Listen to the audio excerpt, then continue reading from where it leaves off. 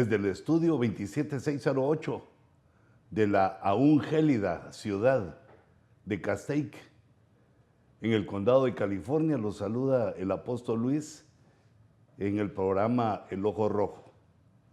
Una alegría ya entrando en el ciclo ya del año 2022, ya avanzados en este año y esperando pues en la misericordia de Dios y también nuestra pronta redención.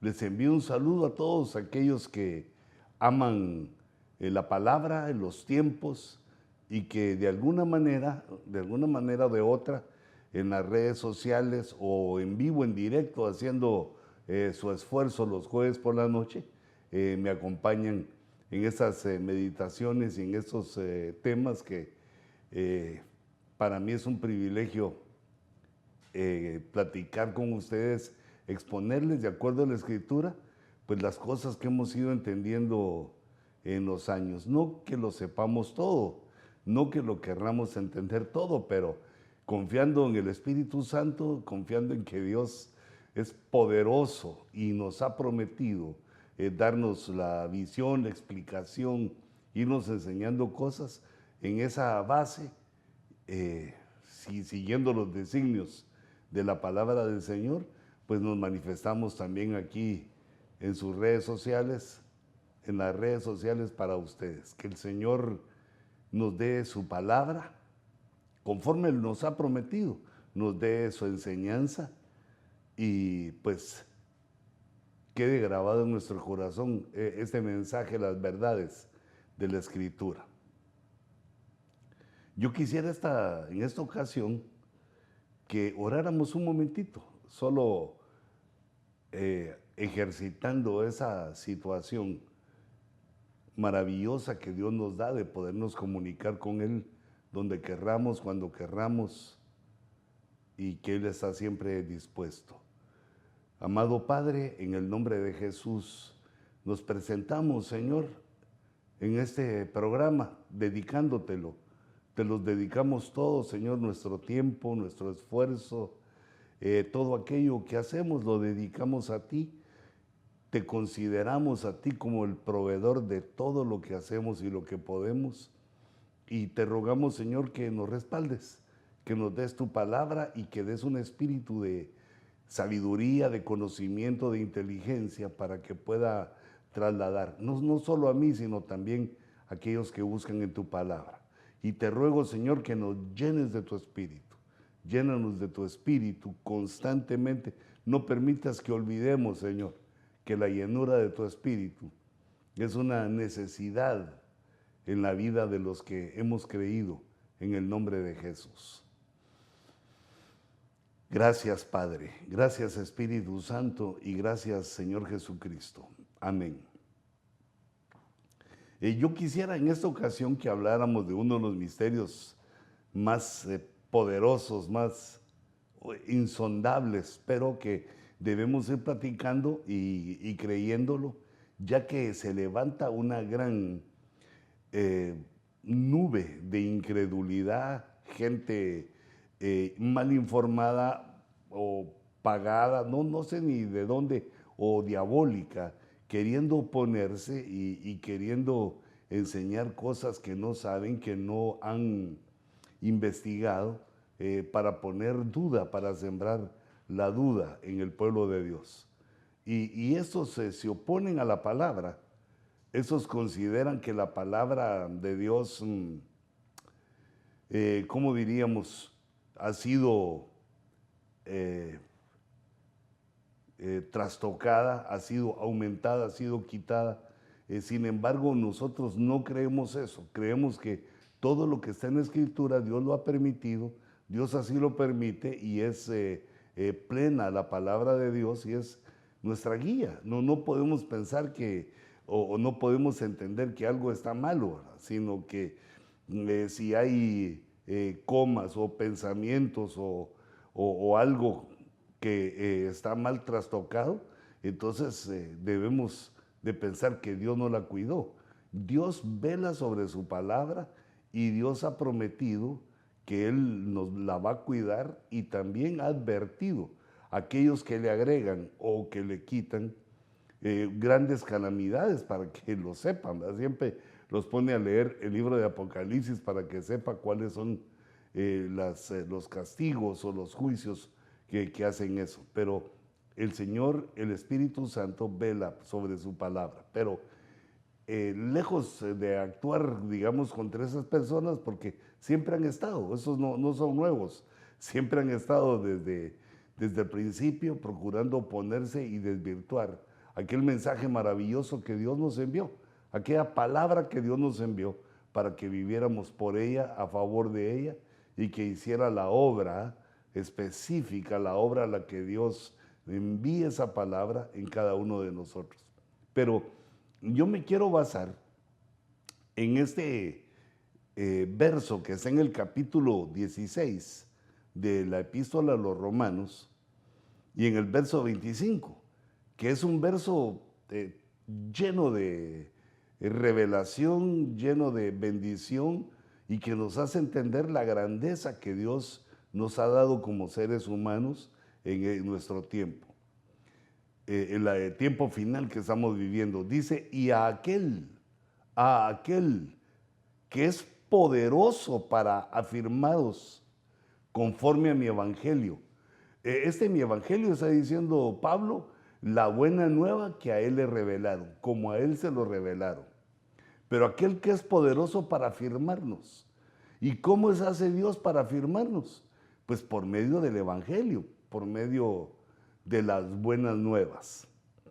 Dice, y a la predicación, nos afirma por medio de lo que Pablo recibió, los mensajes paulinos y también la predicación de Jesucristo. Aquí ya va lo que recogieron los evangelistas y lo que Dios le revela a todos los apóstoles demás y a los que escriben. A la predicación de Jesucristo, pero hay algo más todavía. Dice, según la revelación del misterio que ha sido manifestado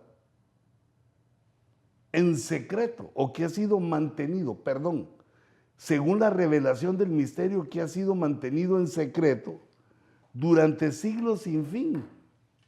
Fíjate que eso, mira este misterio, eternidades, o bueno, ya se refiere a siglos, quiere decir que ya contaba el tiempo, pero para nosotros, ¿verdad? Siglos sin fin, incontables siglos, millones de años o billones de años. Fue mantenido en secreto este misterio que ahora nos lo revelan.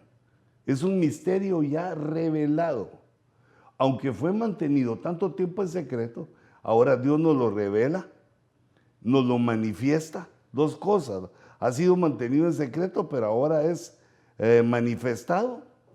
Y también el tercero, ahí te puse un numerito 3, mira, porque es el tercer lugar donde podemos encontrar las bases de la revelación de este misterio, que es en las escrituras de los profetas. Ese es el 3. 2 serían las palabras de nuestro Señor Jesucristo, y la primera que menciona Romanos 16:25 es la revelación que tuvo el apóstol Pablo, mi evangelio, las buenas nuevas como a mí me las mostraron. Entonces, pero ahora, dice, mediante el Dios eterno, conforme al mandamiento del Dios eterno, se ha dado a conocer a todas las naciones. Ya es conocido, todos saben de eso, y el objetivo es guiar a las naciones, a toda la gente del mundo, a la obediencia de la fe. Es dirigirlas, predicarles, hablarles es decir, hacer evangelismo para ellos, de tal manera que todos obedezcamos a la fe, a la palabra.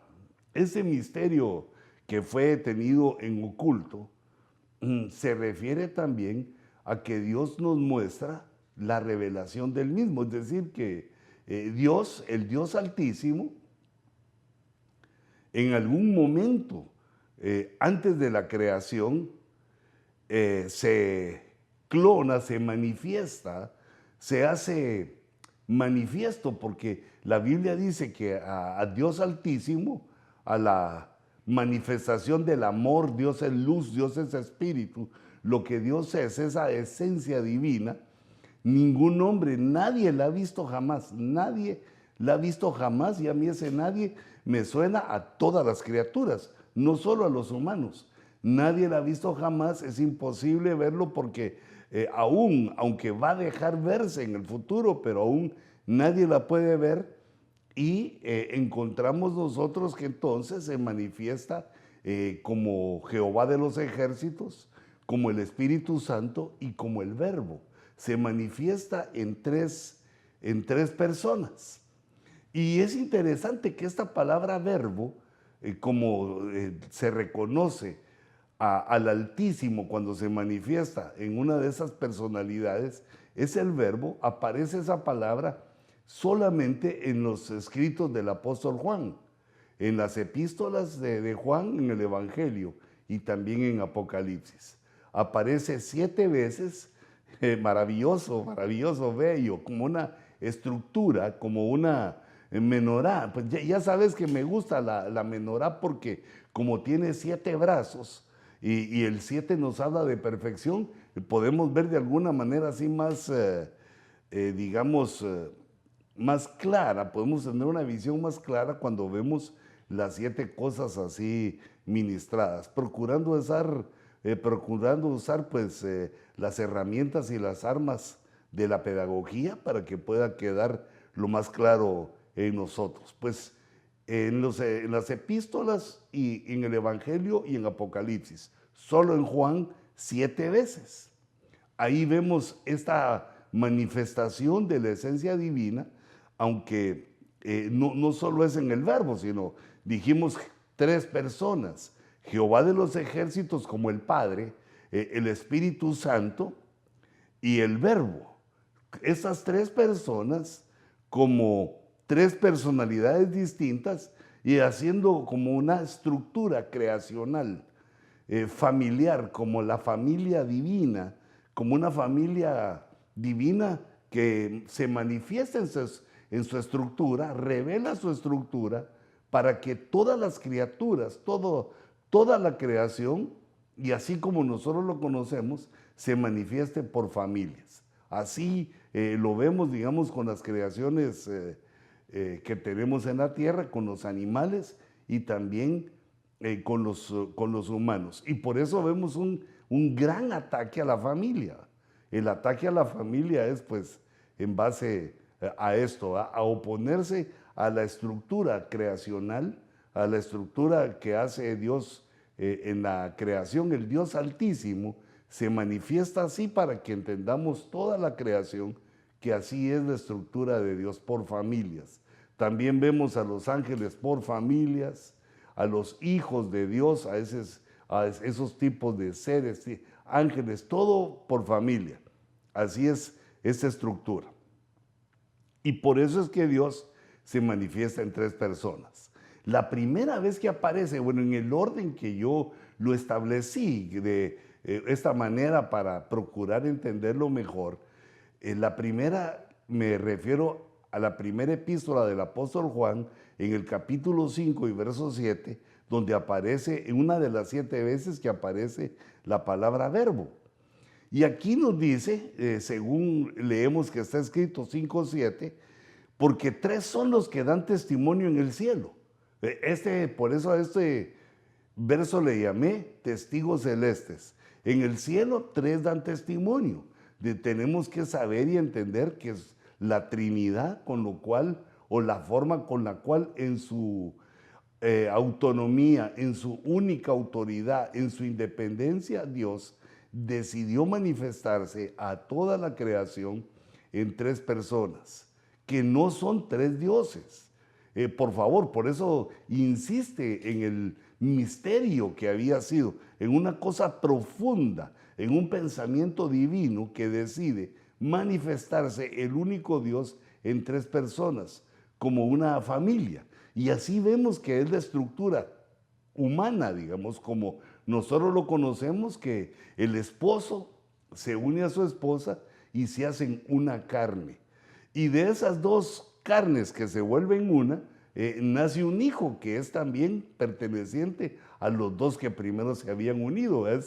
Se unen sus genes, su genética, y de su amor, de su semilla, nace un nuevo fruto que es también, digamos, la tercera, el hijo. El padre, la madre y el hijo también son una sola carne. Somos una sola carne en la familia. La carne de los hijos se deriva, nos la hereda a los padres. Digamos, con esa idea, también Dios muestra esa dimensión creacional de Padre, Hijo y Espíritu Santo. Pero no debemos compararlo exactamente con lo humano, porque mira cómo somos de chiquitos, somos una creación hormiga ¿qué digo hormiga? Microscópica en ese vasto universo, sino que solo veamos la sombra, cómo Dios hace esa estructura en la cual son tres, pero son uno. Y nos lo muestra también Dios, digamos, en nuestra familia, como somos los humanos en la tierra, que la definición de matrimonio es llegar a ser una sola carne. Entonces, los que dan testimonio en el cielo son tres: el Padre, Jehová de los ejércitos, como se manifestó a Israel; el Verbo, que nos damos cuenta que antes de que conociéramos al Hijo de Dios, lo conocimos como el Verbo, como que va manifestándose de diferentes maneras a la creación. Para muchas creaciones diferentes a la humana, no conocieron al Hijo, sino como el Verbo. Y luego, al tomar carne, al encarnar el Verbo, iba a ser conocido como el Hijo. Entonces tenemos al Padre, tenemos al Hijo y al Espíritu Santo. Son los que dan testimonio en el cielo, y también nos aclara este versículo que ese es el misterio que nosotros debemos, pues, procurar entender, hacer nuestra mente, o dejar que el Espíritu Santo nos llene para que podamos entender estas realidades cósmicas, espirituales, esas realidades eternas que, según leímos en Romanos 16:25, estuvieron vedadas por millones o billones de años para todas las criaturas, y que Dios guardó para revelárnoslas a nosotros. Y son aquellas en las cuales se opone la mayoría, sin investigarlo, sin entenderlo, sino que con una oposición que raya en la necedad y basándose en la ciencia o en sus propios pensamientos. Pero ¿qué pensamiento más profundo o más alto? ¿Qué pensamiento se puede comparar con el pensamiento de Dios? Que así lo decidió, así lo hizo, y entonces Él solo nos lo revela. No nos pregunta qué nos parece, no nos pregunta si estamos bien o mal con ellos, sino que nos revela la decisión, cómo Él decidió que quedaran estas cosas. Entonces, la primera ocasión que sale el Verbo, que aparece el Verbo según el orden que yo le estoy dando, es tres testigos celestes, y los tres son uno. La Trinidad es una y se manifiestan en tres personas diferentes, con tres actividades diferentes que se complementan, se conjugan, todo a favor de sus criaturas y de su creación. Nosotros atisbamos a verlos solamente como humanos, pero los tres funcionan, la Trinidad funciona para toda la creación, porque son Dios, no están limitados a una sola creación, sino funcionan a toda la creación, todo lo que nuestro buen Dios ha hecho en ese vasto universo. La segunda vez que aparece, lo ubicamos como criador, no creador, sino como criador. Le delega el Altísimo, o en ese repartimiento de funciones que da el Padre, como el creador. Creador es que de la nada hace todo, de la nada hace todo. Aunque esto de la nada es una profundidad tremenda que pues la mayoría de los humanos no alcanzamos a ver, pero Cuando empezamos a notar o a ver qué piensan las mentes humanas acerca de la nada, encontramos páginas, capítulos, libros, enciclopedias, bibliotecas que se busca la nada, entender la nada, y creo que no se logra nada, nada, nada. Parece un pececillo que nada. Es una profundidad la nada, es que no existe nada. Mira cómo cuesta definirlo. La nada no existe, siempre hay algo, pero eso ha sido un pensamiento de los grandes, de los filósofos, de las grandes mentes, porque no podemos entender, nunca ha habido la inexistencia de todo. La nada no existe, sino que siempre ha existido Dios, la esencia divina, el Dios altísimo, siempre ha existido y ahora Él decide manifestarse, crear. Cuando dice Génesis, en el principio creó Dios, decide Dios crear y crea basado en esta familia divina, en esta estructura trina, Pero ahora Juan nos empieza a manifestar a nosotros al Verbo. No es que tengan menos importancia Jehová de los ejércitos o el Espíritu Santo, sino que nos toca a nosotros descubrir este misterio que a veces había estado oculto, que el Verbo iba a tomar carne, se iba a manifestar entre los hombres como el Señor Jesucristo para hacer pues la redención, no solo de la humanidad, sino de toda la creación. Entonces, para esa segunda faceta, o esa segunda vez que aparece, me voy a Juan 1:1. Ese es en el Evangelio. Y aquí le puse el Criador. El Verbo es el Criador, el Padre crea, el Hijo cría, y dice la Escritura que en el principio existía el Verbo. Ya existía en el principio. O sea, antes del principio ya existía, en la eternidad. Y dice 1:2, Él estaba en el principio con Dios, y aquí viene como criador. Todas las cosas fueron hechas por medio de Él. Digamos, la función que le tocó, la función fue ser criador. Por medio de Él fueron hechas todas las cosas. Dice, y sin Él, nada de lo que ha sido hecho fue hecho. En Él estaba la vida. Aquí hay una de las cosas que Dios se manifiesta. En el Verbo estaba la vida, en el Verbo estaba la luz, que Él es Dios. En el Verbo estaba el Espíritu, en el Verbo estaba lo que dice la Biblia que es Dios, ahí se manifestaba en el Verbo. Entonces, en Él estaba la vida y la vida era la luz de los hombres. Nosotros encontramos ya aquí, o podemos notar, que ya aquí ya hay humanos, ya hay hombres, ya hay seres, los cuales tienen vida por medio del Verbo y tienen luz, es decir, pueden ver, hay cosas que ver, hay un reino, hay algo ahí, hay mundos, planetas, constelaciones, galaxias, donde hay, o por lo menos la Tierra, donde los hombres pueden ver las cosas, pueden palparlas, pueden estar en contacto con una realidad creada por Dios, esa realidad en la cual nosotros vivimos. Pero el punto de Génesis, o perdón, que también se refiere a Génesis 1, pero es Juan 1:1, es que en el principio ya existía el Verbo es eterno, el Verbo es Dios. Él estaba en el principio con Dios. Ahí notamos que ya tiene una personalidad. Está con el Altísimo, pero ya tiene una personalidad, tiene una función, una delegación en la familia divina. Y eso fue. Todas las cosas fueron hechas por medio de Él y nada se hizo sin Él. Él es el Criador.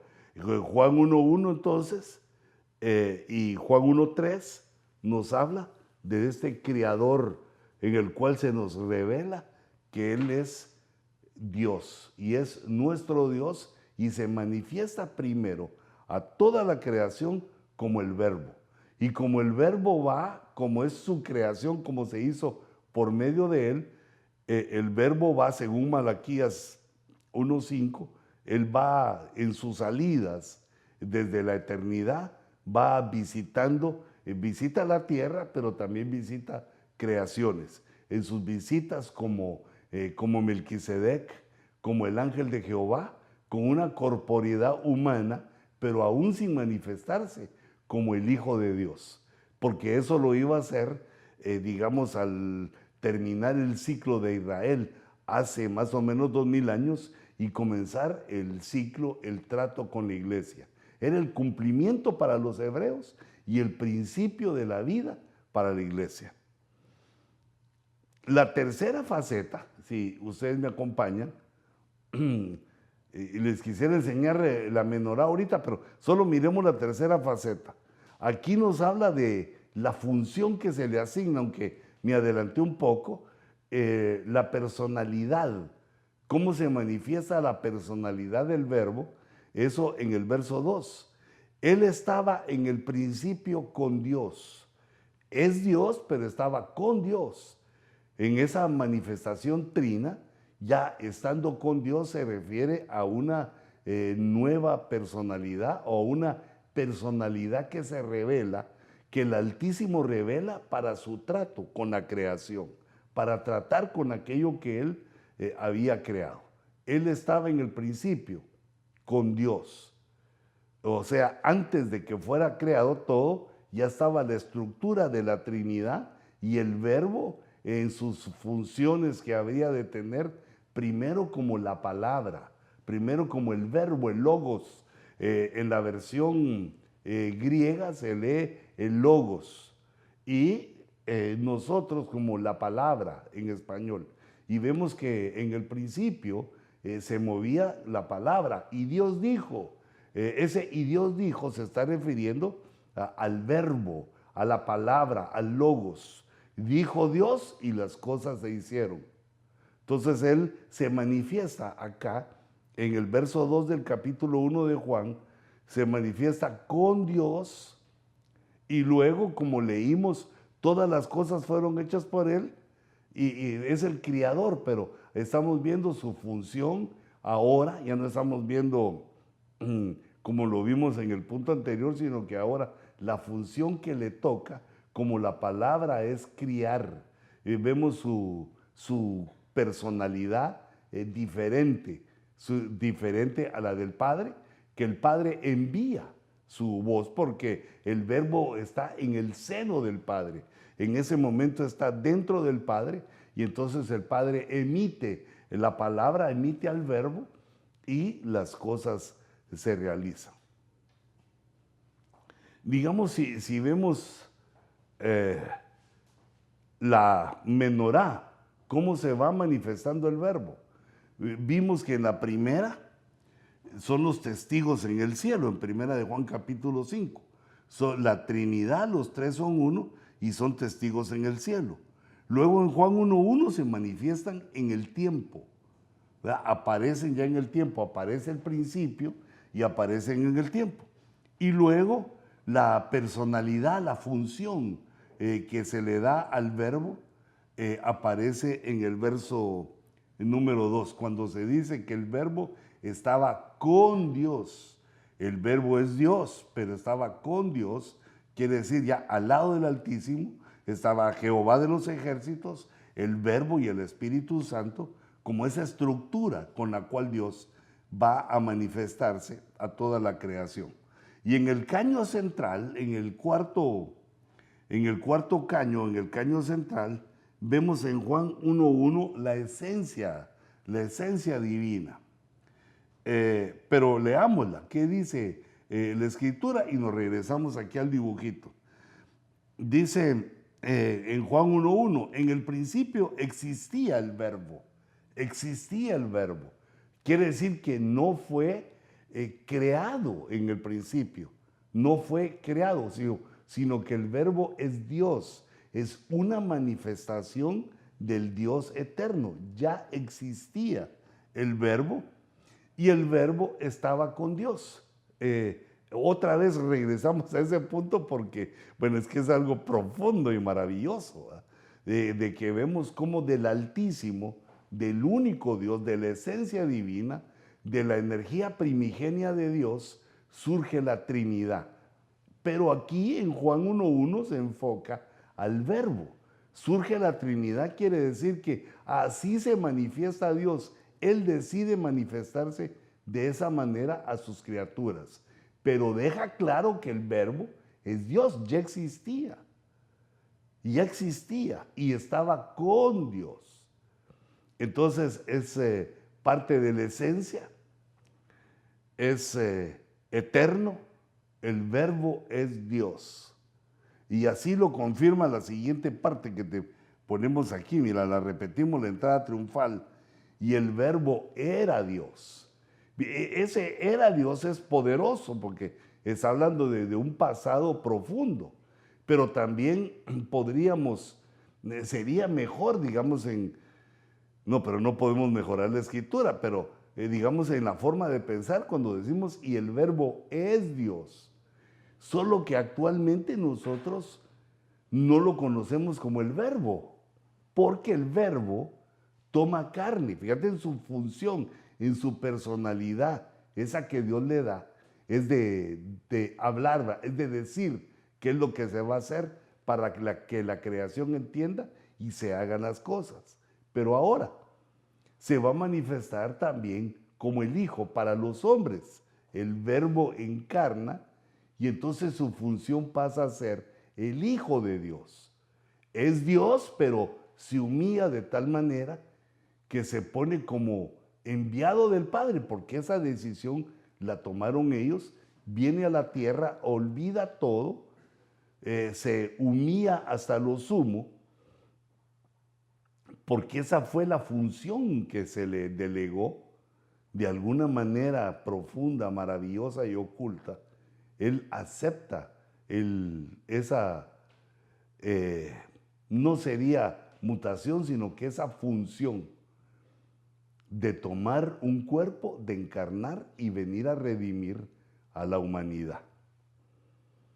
Y entonces aquí vemos como dejamos nuestra cuarta, el caño central. Yo puse en el caño central, puse que es la esencia, que el Verbo es Dios, es la esencia divina manifestada a la humanidad.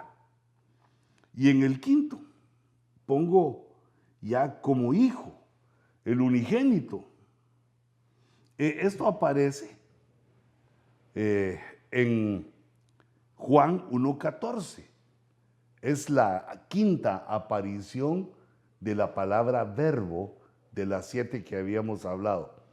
Y el Verbo se hizo carne.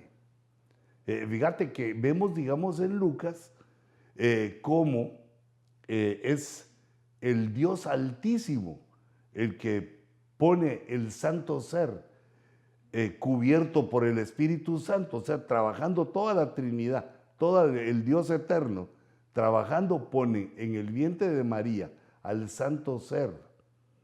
Pero aquí dice que el Verbo, mira la participación del Verbo, que Él se hizo carne. Es decir, que Él aceptó, Él estaba dispuesto, Él quiso. Esa función del Verbo fue tomar carne, encarnar, se hizo carne. Pero no solo eso, sino que habitó entre nosotros, vivió entre los hombres. Eso ocurrió, digamos, hace 2000 años. Vivió 33 años y medio entre nosotros. Y entonces a la generación, a aquellos que les tocó ver la promesa que Dios le cumplía a Israel, aquellos hebreos y aquella generación que le tocó ver al Verbo encarnado, a conocerlo como Jesús de Nazaret, como el Señor Jesucristo, al ver las señales y maravillas, las profecías cumplidas, al ver todo aquello, aquella conmoción que causaba en la humanidad, porque a partir de entonces iba a ser predicado Jesús y iba a aparecer el cuerpo místico de Jesús, que es la iglesia. No tuvo hijos literales en la carne, sino que se inició una nueva generación de hijos que nacían en el Espíritu. Por eso así tenemos que aplicar o así debemos de aplicar cuando después de Jesús se habla de su generación o de sus generaciones, que son una única generación en varias oleadas. A partir de que empezó la iglesia a nacer de nuevo, esas son las generaciones de Jesús. Esos son los hijos de Jesús que nacen por el Espíritu, son dirigidos por el Espíritu, llevados al modelo de Jesús y volviéndose adoradores y también buscados y encontrados por el Padre como los verdaderos adoradores. Una obra maravillosa, inteligente a lo sumo, suprema, en la cual Dios rescata a la criatura y no solo eso, sino que consigue una esposa, trabaja para una esposa. Y por eso leemos aquí que dícenos esa generación que lo vio y vimos su gloria. Vimos su gloria. Hay testigos en el cielo, que es la Trinidad, como comenzamos este estudio. Pero ahora dice que también hay testigos en la tierra. Los testigos en la tierra son la generación que vivió cuando el Verbo encarnó y lo vieron. La generación que vio su nacimiento.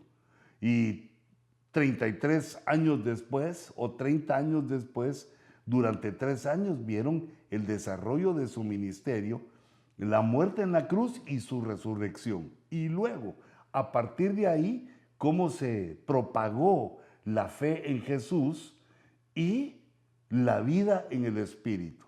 El Padre, el Hijo y el Espíritu Santo actuando en la humanidad redimida. Por eso dice, nosotros vimos su gloria, somos testigos. Gloria como del unigénito del Padre. Entonces el Verbo encarnado pasa ya a llamarse el unigénito, único en su género. Nosotros también somos hijos, nosotros somos los hijos, pero Él es el Hijo, el huíos, el Hijo mayor, el Hijo maduro del Padre.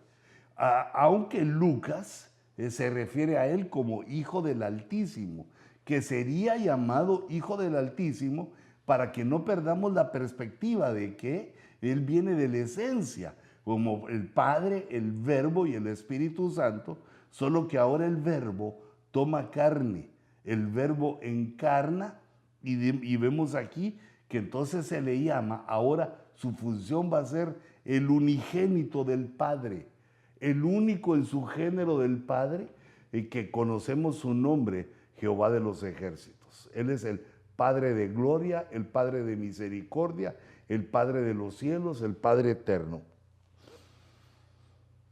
¡Wow!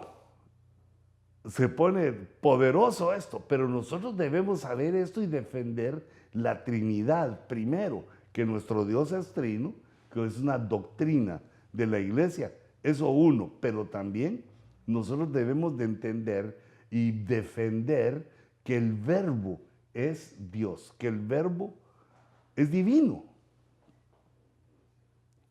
Entonces, si leemos aquí, si leen aquí conmigo, dice, y vimos su gloria, son los testigos, vimos su gloria, gloria como del unigénito del Padre, gloria como del unigénito del Padre, lleno de gracia y de verdad. Lleno de gracia y de verdad. Y aquí puse yo una anotación que leí en Juan 1:18. Nadie ha visto jamás a Dios. El unigénito Dios, el único en su género Dios, que está en el seno del Padre, Él le ha dado a conocer. Él le ha dado a conocer. El Hijo da a conocer al Padre. El Hijo es el Verbo encarnado, el unigénito del Padre. ¿Y dónde se encontraba? En el seno del Padre. Porque aquí debemos entender que, fíjate, este tipo de nacimiento que no es como lo pensamos en lo humano, que debería estar en el seno de la madre, pero por ser la palabra, por ser el Verbo, se encontraba en el seno del Padre cuando expresaba la palabra, era la siguiente, la función de la siguiente personalidad, y también el Espíritu estaba participando los tres, pero el punto es que se transformó para la creación, para toda la creación el verbo pues, pasó a ser el unigénito, el único en su género, el unigénito de Dios. Y también puse otra llamada aquí que la envié hacia donde dice lleno de gracia y de verdad. Ahí pongo que esa es la misión de rescate del verbo, traer la gracia. La gracia es un regalo inmerecido, el perdón de los pecados.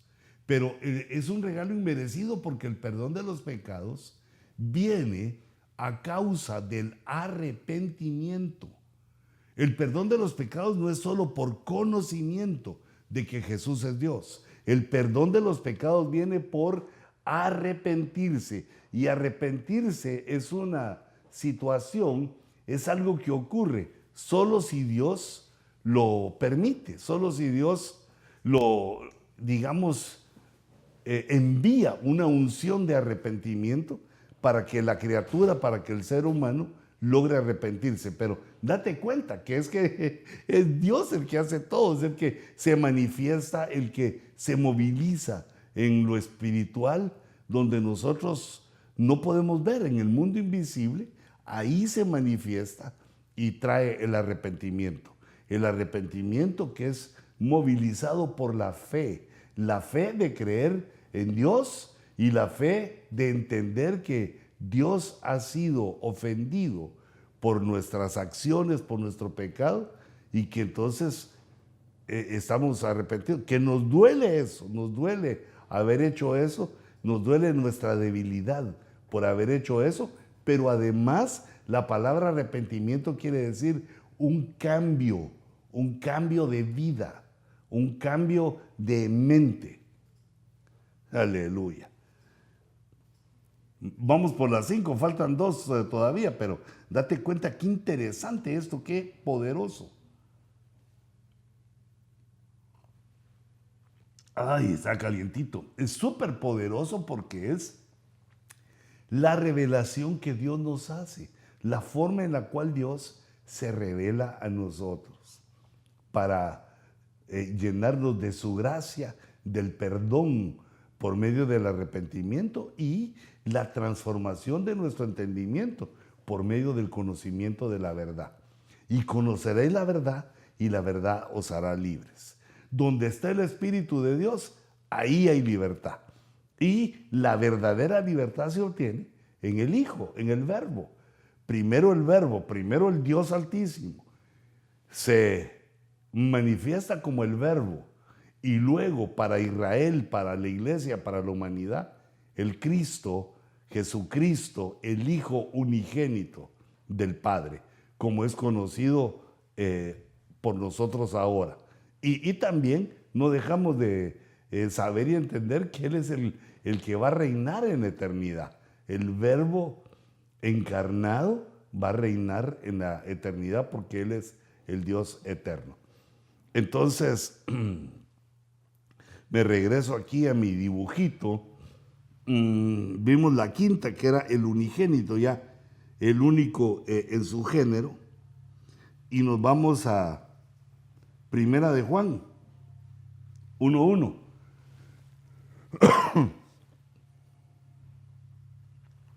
Perdón. ¿Cómo puse ahí yo? La vida revelada. Dice en Primera de Juan 1:1. Date cuenta que este no es el Evangelio, es la epístola. La primera epístola de 3 que escribe Juan, la primera epístola dice: lo que existía desde el principio, otra vez machacando, mira, ya existía en el principio, no fue creado, no es creado, no es parte de la creación, sino que es el Dios eterno, existía desde antes. Esa es la primera. La segunda dice lo que hemos oído. Aquí nos recordamos que el punto es que ahora hay testigos oculares, testigos humanos que vieron su gloria y su verdad y que ahora lo manifiestan. Existía desde el principio, Dios eterno, pero ahora en la tierra. lo que hemos visto, lo que hemos oído y lo que hemos visto. Esa es la segunda y la tercera, o tercer testimonio que dan los discípulos y la generación que vio a Jesús en carne, que vio al Verbo encarnado, verdaderamente hombre y verdaderamente Dios.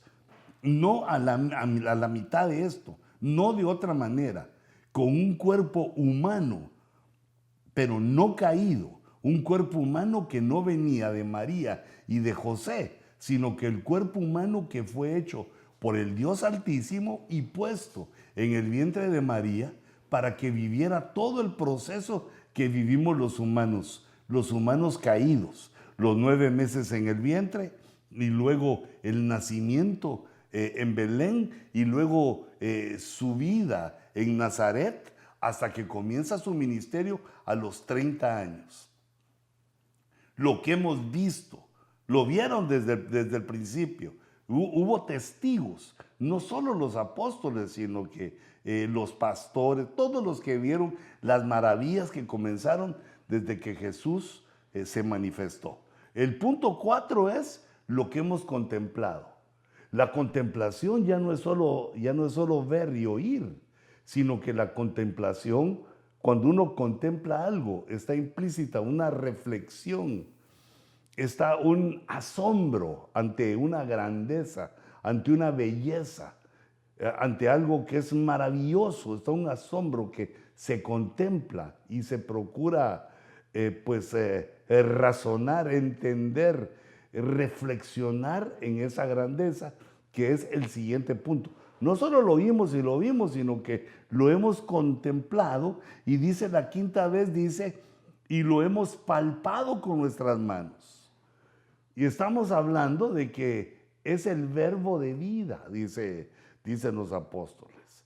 Lo contemplamos, lo palpamos, todas esas 5 cosas lo hemos hecho con respecto al verbo de vida. El verbo es vida, el verbo es luz, el verbo es amor, el verbo es nuestro Señor Jesucristo, así manifestado para nuestra salvación. Ya que el verbo, por ser Dios, por ser divino, no podía morir por nosotros, no podía actuar, aunque ese no podía, al referirse a Dios, es tremendo porque Dios todo lo puede, y te das cuenta que como era, no se podía como el verbo, entonces toma un cuerpo para que el verbo pueda hacer la redención. Él encuentra la solución, él tenía planeada la solución, tenía ya predeterminados todos los tiempos, todo lo que él habría de hacer a favor de su amor por la humanidad, de salvarnos por su gracia y su verdad. Entonces, esto es, dice, lo que existía desde el principio, dice, desde el principio, y lo hemos visto, lo hemos oído, lo contemplamos, lo palpamos. Y con respecto al verbo de vida, porque aquí está la explicación en el verso 2, pues la vida nos fue manifestada. O sea, ¿qué hizo el verbo al encarnar y al manifestarse como nuestro Señor Jesucristo? Nos manifestó la vida. No la vida biológica, porque en esa estaban los que lo escucharon, los que fueron testigos de su grandeza y de su majestad, los que oyeron y vieron los milagros y maravillas, vivían. Nosotros aún no vivíamos, pero íbamos a venir a la vida biológica. Pero lo que Jesús manifestó aquí dice, la vida fue manifestada y nosotros la hemos visto y damos testimonio, somos testigos y también somos predicadores, somos evangelistas y os anunciamos la vida eterna. Es decir, que la vida biológica que teníamos, nos fueron dados varias cosas, varias facetas de la vida. Se nos dio la vida Zoe, la vida espiritual cuando nacimos de nuevo, y también se nos da la vida de abundancia, la vida que en la fe con nuestro Señor Jesucristo, el Señor nos provee de todo lo necesario. Ay, Señor, llénanos de tu Espíritu Santo, por favor. Danos la abundancia de tu Espíritu. Que seamos llenos para poder entender, para poder vivir estas cosas grandes, para poder no solo dar testimonio de estas cosas, sino también proclamarlas.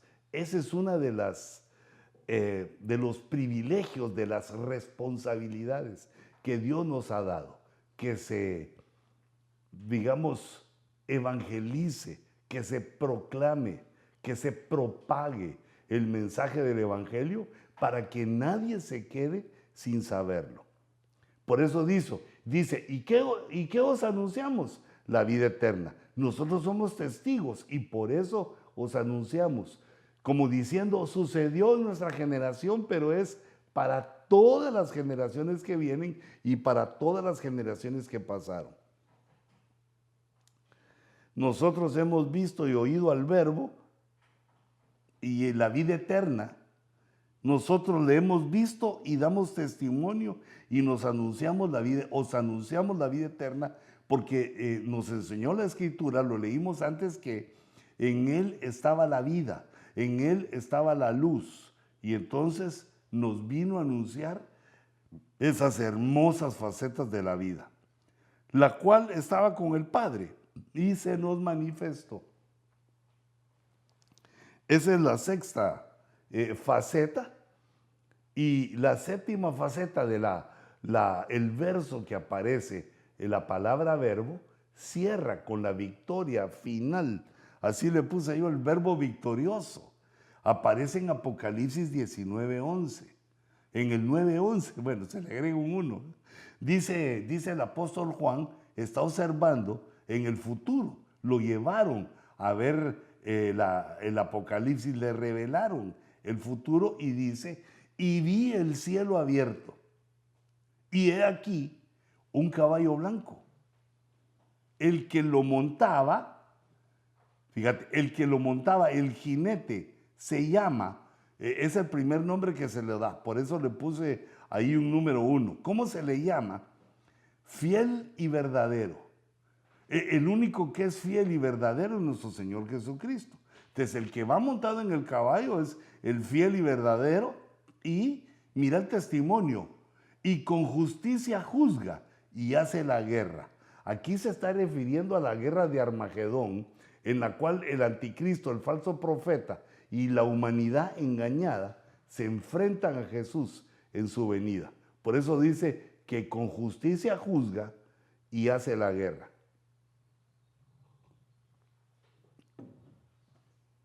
Un poquito más. Sus ojos son una llama de fuego y sobre su cabeza hay muchas diademas.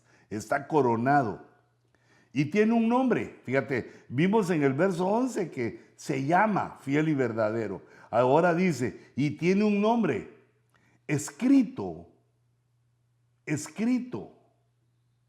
que nadie conoce. Es un nombre que está aún en misterio, aún es un secreto. No está en misterio, está en secreto. Nadie lo conoce sino solo Él, porque el Verbo es Dios y no ignora nada. Entonces el primer nombre es fiel y verdadero. El segundo nombre que aparece, con que aparece el jinete del caballo blanco, es el nombre secreto.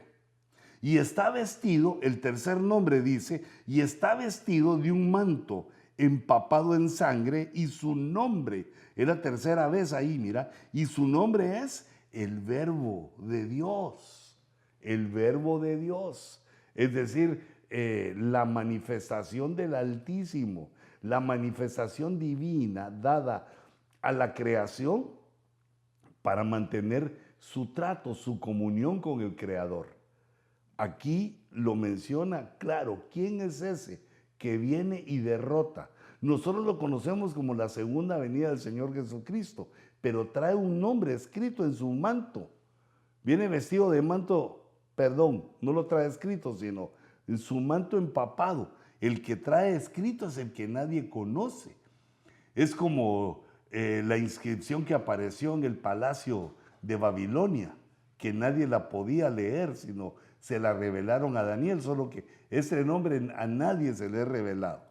Y en el verso 16 leemos la cuarta manifestación de su nombre. Y dice, y en su manto y en su muslo tiene un nombre escrito, ese es el cuarto, tiene un nombre escrito, que es Rey de Reyes y Señor de Señores. Entonces, si recapitulamos, ¿qué nombres? Fiel y verdadero, el Verbo y Rey de Reyes y Señor de Señores.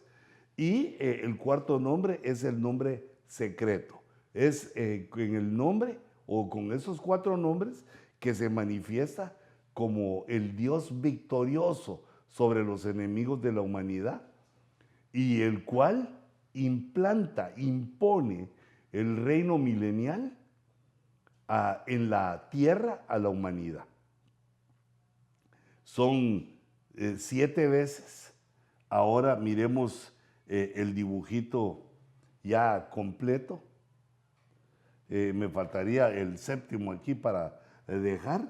Es el Verbo victorioso, el Verbo como el unigénito, el Verbo revelado, la esencia, el Verbo como la esencia divina, la personalidad del Verbo, el Verbo en el tiempo y el Verbo como testigo en el cielo. 7 versos, número de perfección, 7 brazos del candelero donde podemos ordenar y organizar de alguna manera, y no dudo que tú lo puedas ordenar de otra manera, de acuerdo a como el Señor te dé, como te empiece a revelar esta verdad maravillosa, insondable, un conocimiento insondable, pero que por el Espíritu Santo Dios nos permite conocer. Que el Dios Altísimo, que se ha manifestado en la Trinidad Divina, que se ha manifestado en el Verbo, en nuestro Señor Jesucristo, redimiendo no solo a la humanidad, por lo cual le damos gloria todos los días de nuestra vida, sino también redimiendo a toda la creación, llegando hasta los lugares celestes, su redención y su perdón de una manera que nos parece casi inentendible. Que Dios bendiga a todos los oyentes del Ojo Rojo y me despido diciéndoles gloria al Padre, gloria al Hijo y gloria al Espíritu Santo. Nuestro Dios, nuestro único Dios en 3 personas. Que Dios les bendiga, les guarde y nos vemos en el siguiente Ojo Rojo.